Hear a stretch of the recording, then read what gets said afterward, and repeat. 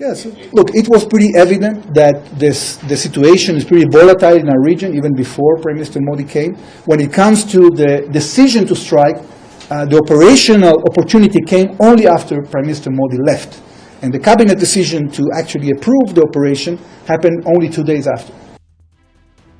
Israel's ambassador to India, Reuven Azar, has issued a strong clarification over speculation surrounding the timing of military strikes on Iran and the recent visit of Prime Minister Narendra Modi to Israel.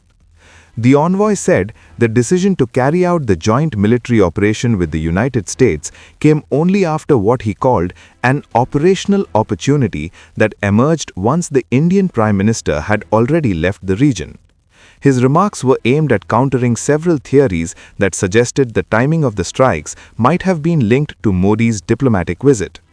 According to Azar, the regional situation in West Asia was already extremely volatile even before the Indian Prime Minister arrived in Israel on 25th and 26th February 2026. Tensions between Israel and Iran had been rising for months, with both sides exchanging accusations over missile programs, regional influence, and support to armed groups. In that tense environment, Modi's visit was focused on strengthening bilateral cooperation between India and Israel and had no connection to the later military developments. The Israeli envoy made it clear that the decision to strike Iran was guided purely by strategic and operational considerations. He said the opportunity to carry out the operation arose only after Modi had completed his visit and departed. According to him, at the time of the meetings between the Indian and Israeli leadership, there was no final plan for the strike. The situation on the ground was still evolving and no operational decision had been taken. Yes, look, it was pretty evident that the situation is pretty volatile in our region, even before Prime Minister Modi came. When it comes to the decision to strike, the operational opportunity came only after Prime Minister Modi left. And the cabinet decision to actually approve the operation happened only 2 days after. How do you look at Indian We will continue our engagement with India. We have a lot of common interests, and of course India will pursue diplomatic efforts that serve the Indian interest. Azar further explained that the timeline itself makes the distinction very clear. He said Israel's security cabinet approved the operation only 2 days after Modi left the country. The final authorization came on the morning of 28th February.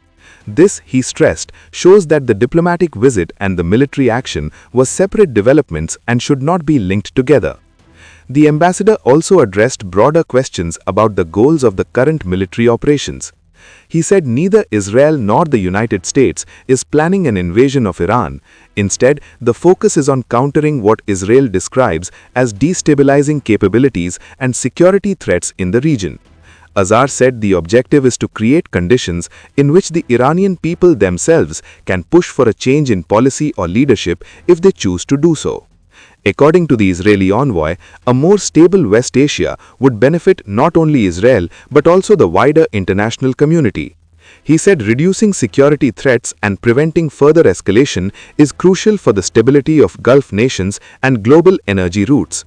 The region remains a critical hub for international trade and energy supplies, and prolonged instability can have serious global consequences. For India, these developments are being closely watched. New Delhi maintains strong strategic ties with Israel while also preserving diplomatic channels with Iran and other West Asian countries. Prime Minister Modi's visit to Israel in February 2026 was part of that broader engagement, reinforcing a partnership that began openly with his historic 2017 visit. Azar's clarification, therefore, carries an important message. The Israeli envoy has made it clear that India's diplomatic engagement in the region was not linked to the timing of the military strikes. The operation, he says, was launched only when a military opportunity appeared, days after the Indian Prime Minister had already returned. As tensions in West Asia continue to unfold, India's careful diplomatic balancing in the region remains under close global scrutiny.